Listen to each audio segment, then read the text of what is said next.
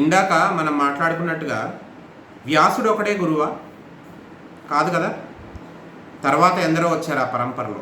వ్యాసుడి తర్వాత శంకర భగవత్పాదులు స్థాపించినటువంటి పీఠాల ద్వారా ఎందరో గురువులు వచ్చారు. ఎందుకంటే ఇప్పుడు మనం శృంగేరి పీఠాన్ని తీసుకోండి. ప్రస్తుతం మనం చూస్తున్నటువంటి భారతీ తీర్థ స్వామివారి తర్వాత ఆయన ఉత్తరాధికారి అయినటువంటి విధుశేఖర భారతీ స్వామివారు కూడా వచ్చారు. అలాగే నడిచే దేవుడు అనేటటువంటి నామంతో మనం రోజు మొట్టమొదటి నమస్కారం చేసుకుంటాం. ఎవరికి? చంద్రశేఖర పరమాచార్య స్వామివారికి. కంచి కామకోటి పీఠాధిపతి అయినటువంటి చంద్రశేఖర పరమాచార్య స్వామివారికి శతాధిక సంవత్సరాలు ఈ భూమి మీద ఆయన అవతరించి 100 సంవత్సరాలు జీవించి 84 చాతుర్మాస్యాలు చేసినటువంటి మహానుభావుడు. ఆయన్ని మించినటువంటి యతి పురుషుడు ఈ భూమి మీద లేడు. 84 చాతుర్మాస్యాలు ఎవరు చేయలేదు. 84 కూడా కాదు, 86 చాతుర్మాస్యాలు ఎవ్వరూ చేయలేదు. అటువంటి మహాగురువులందరినీ కూడా మనం మన అదృష్టం అనుకోండి, ఇంకొకటి అనుకోండి, వ్యక్తిగతంగా నా అదృష్టం అనుకోండి, చాలామంది చూసి ఉండకపోవచ్చు చంద్రశేఖర మహాస్వామి వారిని, చంద్రశేఖరేంద్ర సరస్వతి మహాస్వామి వారిని చాలామంది చూసి ఉండకపోవచ్చు. కానీ ఆయన దగ్గర నుంచి మొదలు పెడితే చంద్రశేఖర పరమాచార్య స్వామి వారిని, జయేంద్ర సరస్వతి మహాస్వామి వారిని, ఇప్పుడు ఉంటున్నటువంటి శంకర విజయేంద్ర సరస్వతి మహాస్వామి వారిని కూడా నేను దర్శించుకోవడం నా అదృష్టం. వాళ్ళు ప్రాతస్మరణీయులు. అలాగే భారతీ తీర్థస్వామి వారు, విధుశేఖర భారతీ స్వామి వారు, అలాగే అక్కడ ద్వారకా పీఠానికి, అలాగే జ్యోతిష్మతి పీఠమైనటువంటి బదరికాశ్రమానికి 2 పీఠాలకి ఒకరే ఆధిపత్యం వహిస్తున్నటువంటి వారు ఉన్నారు. స్వరూపానందేంద్ర సరస్వతి స్వామి వారు. ఆయన వేరు. ఆయన ఎప్పుడైనా మీరు ఒకసారి గూగుల్ చేసి చూడండి, ఆయన చిత్రం అది చూడొచ్చు మీరు. అలాగే ఇక్కడ మన పూరి జగన్నాథ పీఠానికి గోవర్ధన పీఠం, పూరి జగన్నాథ గోవర్ధన పీఠానికి తూర్పులో ఉన్నటువంటి పూరి పీఠానికి ఆధిపత్యం వహిస్తున్నటువంటి మహాస్వామి వారు మరొకరు ఉన్నారు. అలా ఎందరో ఉంటారు. వీరు అందరూ కూడా సనాతన ధర్మాన్ని రక్షించడానికి కంకణం కట్టుకుని ఎన్నో రకాలైనటువంటి సత్కార్యాలను చేస్తూ స్వార్థరహితంగా జీవిస్తూ ఉంటారు. గురువు అంటేనే స్వార్థం లేనివాడు అని అర్థం. ఎందుకంటే గురువు తనకున్నటువంటి విద్యని, విజ్ఞానాన్ని తనొక్కడే దాచుకుంటే ప్రపంచం ఇలా ఉండదు. అది ఏ దేశమైనా సరే, ఏ దేశమైనా సరే, గురువు తనకున్నటువంటి విజ్ఞానాన్ని తనొక్కడే దాచుకుంటే ప్రపంచం ఈ స్థాయిలో మాత్రం ఉండదు. ఇన్ని రకాలైనటువంటి అభివృద్ధులు, ఇన్ని రకాలైనటువంటి కొత్త ఆవిష్కరణలు జరగవు. ఎందుకంటే గురువు అనేవాడు నేర్పించాలి, చేసి చూపించాలి. సరే, అది విద్యకి, విజ్ఞానానికి సంబంధించినటువంటి గురుస్థానం. మరి ఇంకెంతమంది గురువులు ఉన్నారు మనకి?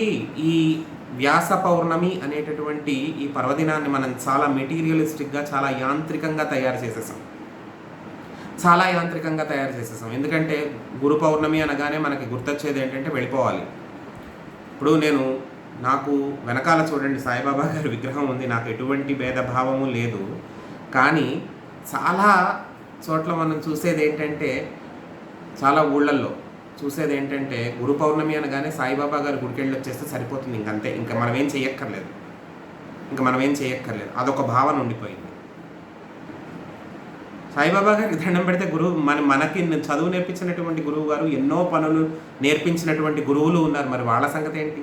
అసలు గురువులు వాళ్లే కదా మనకి. ఇప్పుడు సాయిబాబా గారు గురుస్థానమే, నేను కాదనట్లేదు. నీకు ఒక్క విషయం నిర్మోహమాటంగా చెప్పాలి అంటే, అసలు గురు పౌర్ణమి రోజు ఏ దేవాలయానికి వెళ్ళక్కర్లేదు. గురు పౌర్ణమి రోజు ఏ దేవాలయానికి వెళ్ళక్కర్లేదు. గురు పౌర్ణమి దేవాలయానికి వెళ్ళేటటువంటి పండగ కాదు. గురు పౌర్ణమి రోజున మనం చేయాల్సినటువంటి కర్తవ్యము, మనకు ఉన్నటువంటి బాధ్యత వేరే ఉంది. ఎందుకంటే ఇప్పుడు గురువు అనేవారు ఎటువంటి వారు ఉంటారు?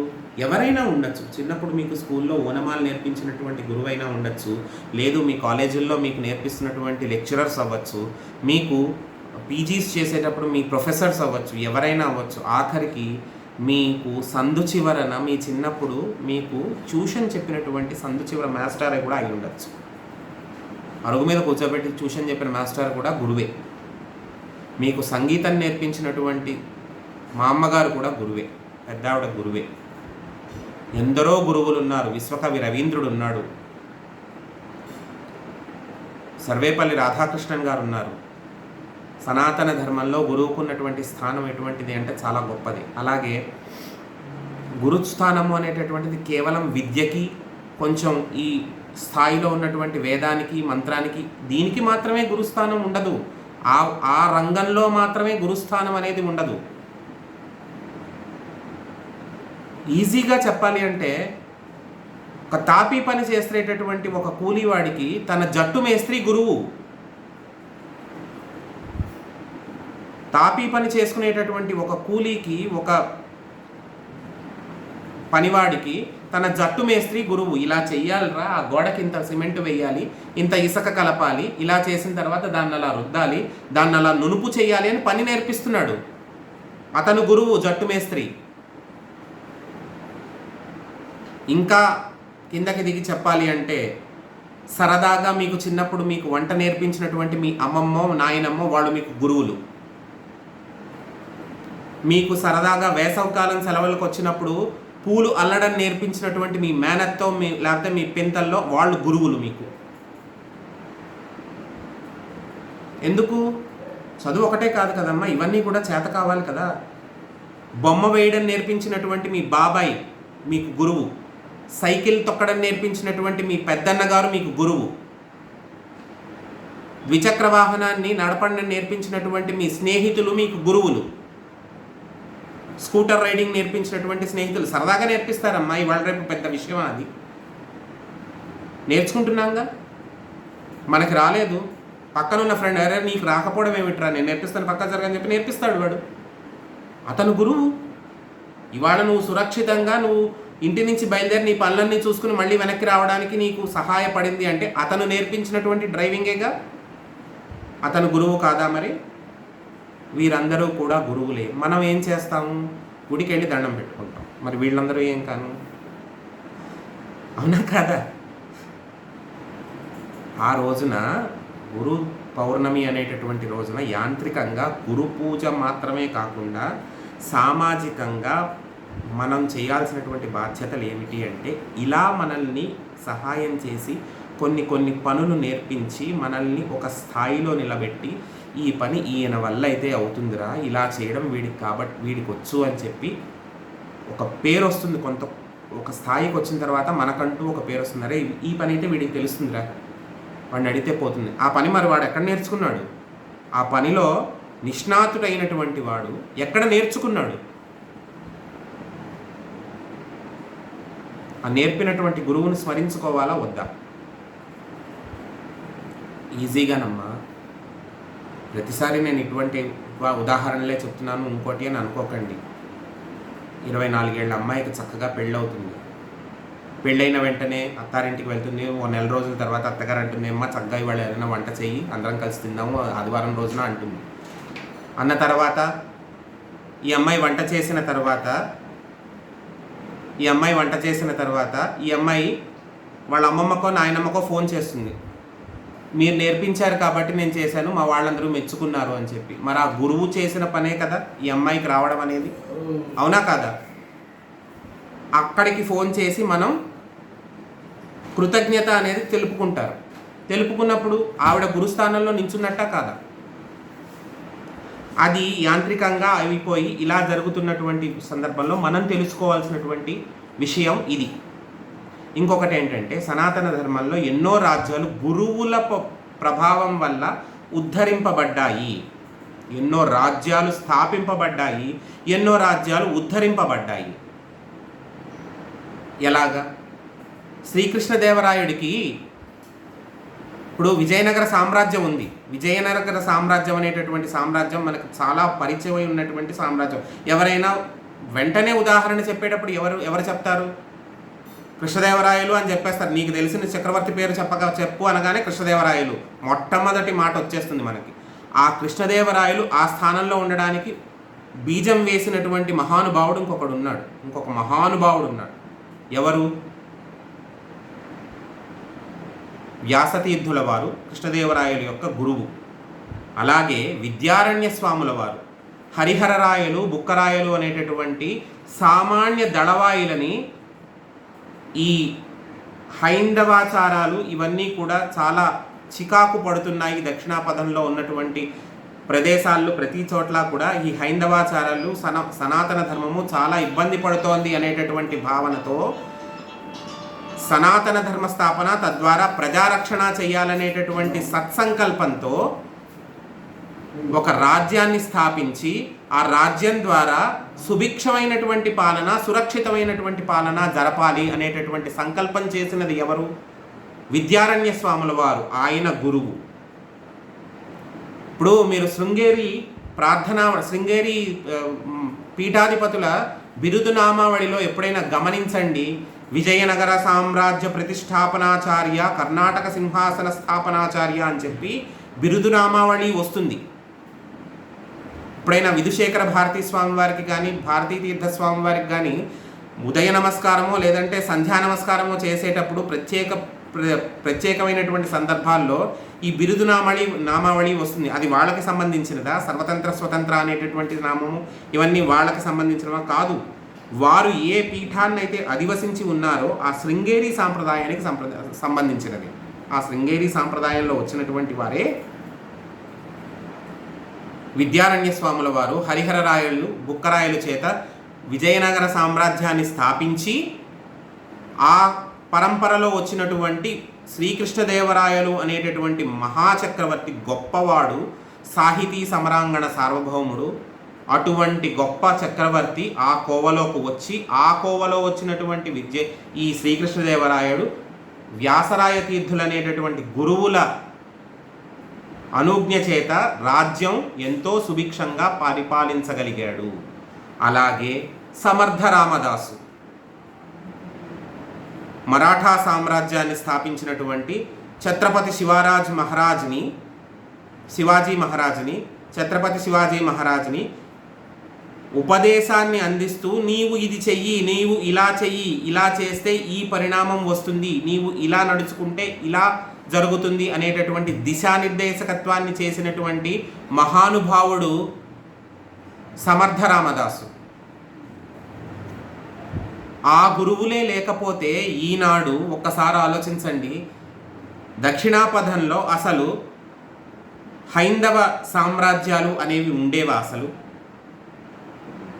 విద్యారణ్య స్వామి వారే కనుక పూనుకోకపోతే విజయనగర సామ్రాజ్యం అనేది ఉండేదా?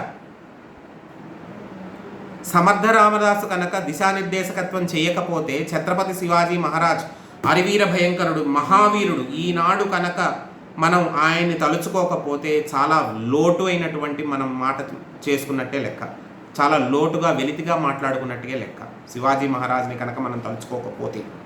కానీ శివాజీ మహారాజ్ ఆ స్థాయిలో ఉండడానికి కారణం గురువు అయినటువంటి సమర్థ రామదాసు.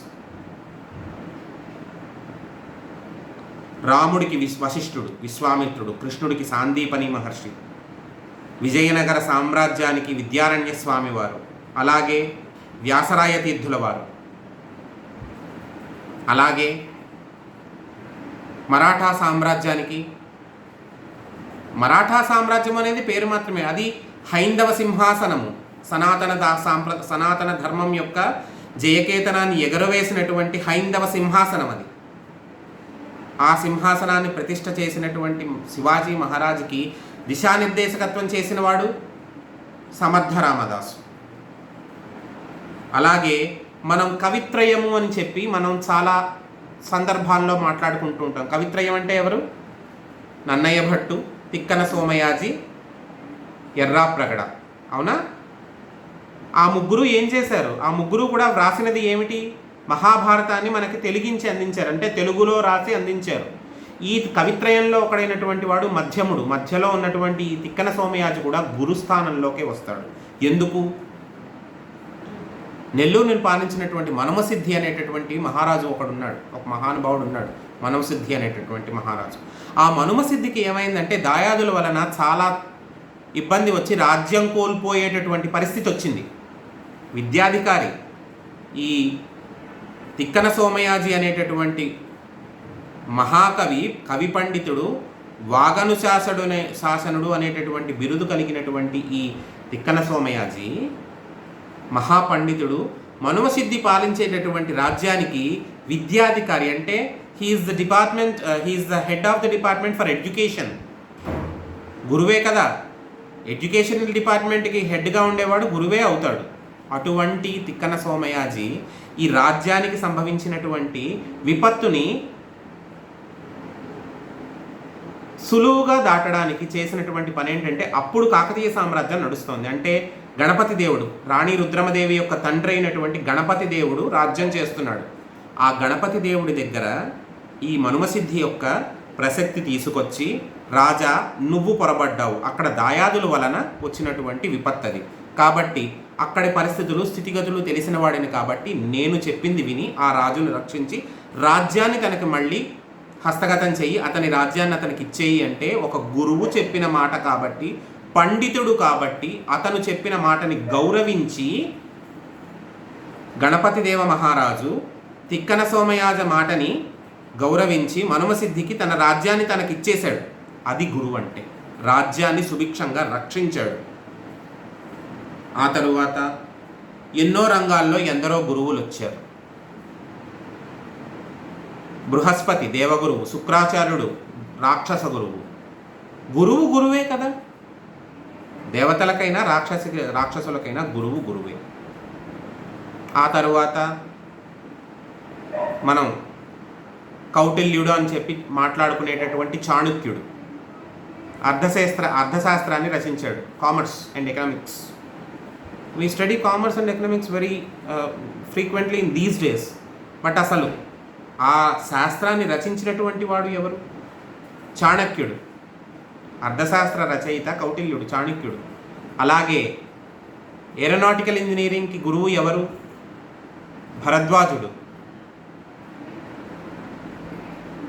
ఇలా ఎన్నో రంగాల్లో ఎన్నో రకాలైనటువంటి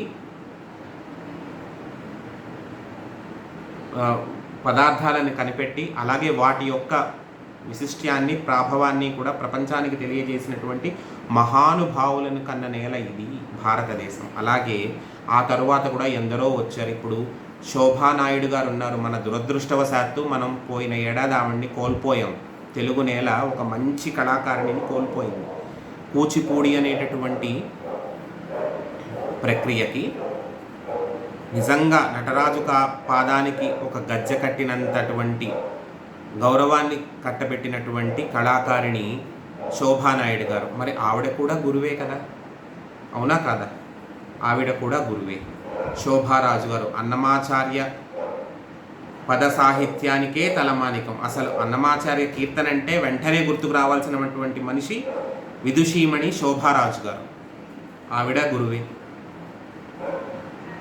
మా గురువు గారు శ్రీమతి పద్మశ్రీ త్యాగరాజు గారు అన్నమాచార్య కీర్తనలు నేర్పిస్తూ మమ్మల్ని ఎంతో ఉద్ధరించి ఈ మాత్ర స్థాయిలో ఉంచారు. అలాగే అన్నమాచార్యుడు, త్యాగరాజు, రామదాసు గారు వీరందరూ కూడా గురువులే.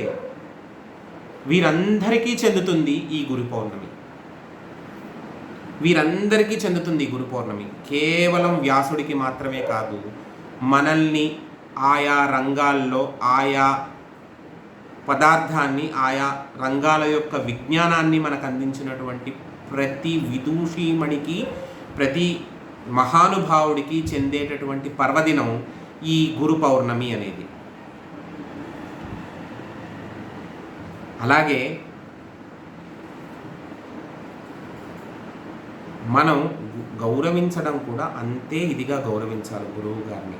గురువుని మాటి మాటికి మనం అంతరాయపరచకూడదు.